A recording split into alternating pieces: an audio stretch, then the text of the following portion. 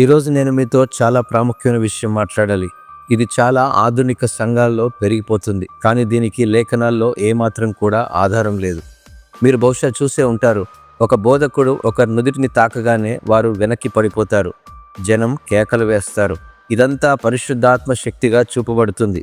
కానీ ప్రేమతో, స్పష్టతతో నేను మీకు నిజం చెప్తాను, ఈ పద్ధతి సాధారణంగా దీన్ని ముడితే పడిపోవడం, ఆత్మలో కూలిపోవడం, శక్తిని ప్రసాదించడం, పరిశుద్ధాత్మ శక్తిని పిలువబడేటువంటి ఇవన్నీ కూడా బైబిల్లో లేదండి. ఎంత మాత్రం కూడా ఒక్కసారైనా ప్రస్తావించబడలేదు. ఒకసారి ఆలోచించండి. యేసుక్రీస్తు రోగాలను స్వస్థపరిచారు, చనిపోయిన వారిని లేపారు, దెయ్యాలను కూడా వెళ్ళగొట్టారు. కానీ ఎప్పుడు ఒకసారి కూడా ఆయన తన శక్తి నిరూపించుకోవడానికి ఎవరిని కిందకి నెట్టేసినట్టు తలపై తట్టలేదు, లేదా నాటకీయమైనటువంటి సన్నివేశాన్ని సృష్టించలేదు. ఆది అపోస్తలు కూడా అధికారంతో పరిచర్య చేశారు, ప్రార్థించారు, వాక్యాన్ని బోధించారు కూడా. కానీ వారు ఎప్పుడు ప్రజలను క్యూలో నిలబెట్టి టచ్ అనగానే పడిపోయేలా చేయలేదు. పరిశుద్ధాత్మ ఒక ప్రదర్శనగా ఇచ్చేటువంటి వ్యక్తి కాదండి. వినోదం కానే కాదు. ఆయన మోసపూరిత ప్రదర్శన అసలే కాదు. దేవుని ఆత్మ ఒప్పుదలకు, పశ్చాత్తాపానికి, పరిశుద్ధతను మరియు సత్యాన్ని వెల్లడి చేస్తుందని గ్రహించాలి.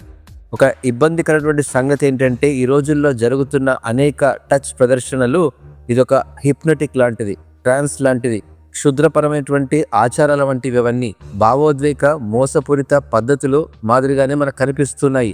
ఇది దేవుని స్వభావాన్ని ప్రతిబింబించని నకిలీ ఆధ్యాత్మిక అనుభవాలకు తలుపులు తెరుస్తుంది.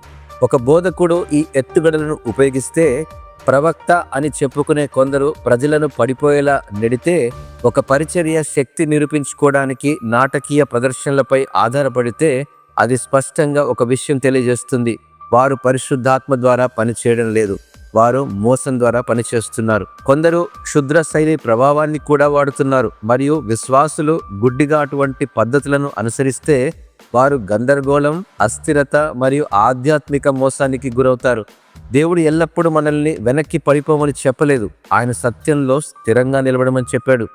స్నేహితులారా, ప్రతి ఆత్మను పరీక్షించండి, ప్రతి పద్ధతిని లేఖనం ద్వారా కొలవండి. అది యేసు క్రీస్తు లేదా అపోస్తుల జీవితంలో కనిపించకపోతే, అది పశ్చాత్తాపం, పరిశుద్ధత మరియు సత్యానికి దారి తీయకపోతే, అది దేవుని నుండి వచ్చింది కాదని గ్రహించండి. కాబట్టి స్థిరంగా ఉండండి, వివేచన కలిగి ఉండండి, మోసాల నుండి దూరంగా ఉండండి. ఈ మాటలు విన్నందుకు యేసుక్రీస్తులో మీ అందరికీ ధన్యవాదాలు తెలియజేస్తున్నాను. ఈ అంశాన్ని అవసరమైతే మరికొందరికైనా షేర్ చేయండి. ఎల్లప్పుడూ వాక్యంలో స్థిరంగా నిలబడండి.